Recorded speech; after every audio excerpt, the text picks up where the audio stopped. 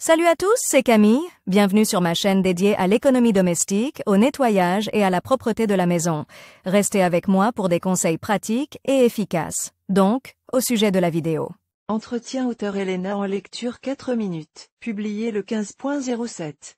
2019. L'achat d'une nouvelle baignoire en fonte est un achat assez coûteux qui ne rentre parfois pas dans le budget d'une famille. De plus, le remplacement d'une baignoire entraîne souvent d'autres tracas, remplacement des carreaux, pose des carreaux, achat de nouveaux côtés, vidange et tuyaux. Si votre baignoire en fonte a perdu son aspect au fil du temps, qu'elle est devenue terne, qu'elle présente de la rouille, un jaunissement et des taches sombres, une alternative à un achat onéreux peut être le remplacement complet de la couche d'émail. Il existe plusieurs façons de restaurer la fonte. Nous aborderons brièvement chacune d'entre elles dans cet article. Restauration d'une baignoire en fonte, toutes les méthodes. Aujourd'hui, il existe 3 options pour restaurer la surface de la baignoire. Chacune d'entre elles ayant ses avantages et ses inconvénients, c'est à vous de décider laquelle est la plus favorable, en fonction de vos préférences et de vos capacités financières. Bien entendu, le coût final du travail sera lui aussi légèrement différent. L'émaillage des baignoires en fonte. Cette méthode consiste à peindre la baignoire avec un émail époxy spécial. Elle est considérée comme la méthode la plus accessible et la moins coûteuse pour restaurer rapidement une baignoire en fonte à domicile. Mais l'émaillage présente un inconvénient de taille,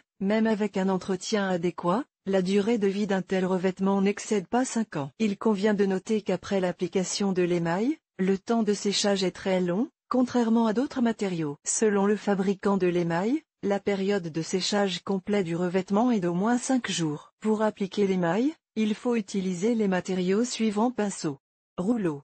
Plus rarement, un pulvérisateur. L'émaillage nécessite une préparation supplémentaire de la baignoire avant le début des travaux, qui consiste à laver soigneusement la surface et à appliquer une couche d'après, faute de quoi le matériau ne tiendra pas sur les murs pendant plus d'une semaine. Mise en place de l'insert acrylique. Cette méthode porte également un autre nom, une baignoire dans une baignoire. Cette procédure peut difficilement être réalisée soi-même, car l'insert en acrylique est fabriqué aux dimensions individuelles à l'aide d'un équipement industriel professionnel. Le principe de l'insertion est le suivant.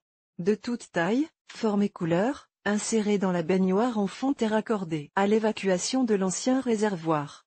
Les murs sont coupés au niveau des carreaux, un produit d'étanchéité est appliqué sur les joints. La colle est appliquée sur les 2 surfaces et les 2 couves sont fixées l'une à l'autre. Avantage de cette méthode: durée de vie, plus de 5 ans si elle est correctement entretenue. Étanchéité totale, ce qui exclut l'apparition de champignons et de moisissures entre les cuvettes. Aspect soigné. En ce qui concerne les inconvénients, seul le coût des services doit être pris en compte. Comme il n'est pas souhaitable de réaliser cette méthode soi-même, vous devrez faire appel à des services spéciaux qui effectueront tous les travaux en 2 ou 3 heures. Vous pourrez utiliser la baignoire dans les 24 heures. Méthode de la baignoire coulée. Cette méthode consiste à utiliser de l'acrylique liquide, que l'on verse dans la baignoire sans utiliser de pinceau ou de rouleau. Il est également possible de transformer une baignoire en fonte en baignoire acrylique grâce à cette méthode. Le processus se déroule en plusieurs étapes. Préparation de la surface de travail. Cette étape est similaire à celle de l'émaillage, car la baignoire est d'abord lavée tout aussi bien avec des détergents. Ensuite, les parois sont jointoyées à l'aide de papier de verre ou d'une perceuse munie d'un outil abrasif. La dernière étape consiste à dégraisser les surfaces. Il convient de noter que l'acrylique liquide s'écoule mieux sur une surface chaude. Il faut donc verser de l'eau chaude dans la baignoire et la laisser reposer pendant 30 minutes. Ensuite, le liquide est évacué et la surface est essuyée. La composition préparée d'acrylique liquide est versée, en commençant par les côtés et en allant vers l'égout. Les zones adjacentes au mur peuvent être soigneusement égalisées à l'aide d'une spatule en caoutchouc. Dès que toutes les parois sont recouvertes d'acrylique liquide, on commence à verser le fond de la baignoire. Il peut également être soigneusement nivelé à l'aide d'une spatule en caoutchouc. En règle générale, la couche d'acrylique doit être d'environ 1 cm. Le séchage complet de la baignoire n'intervient qu'au bout de 3 à 4 jours. Cette méthode présente un certain nombre d'avantages. Longue durée de vie, plus de 7 ans, surface uniforme et parfaite, rapidité d'exécution des travaux.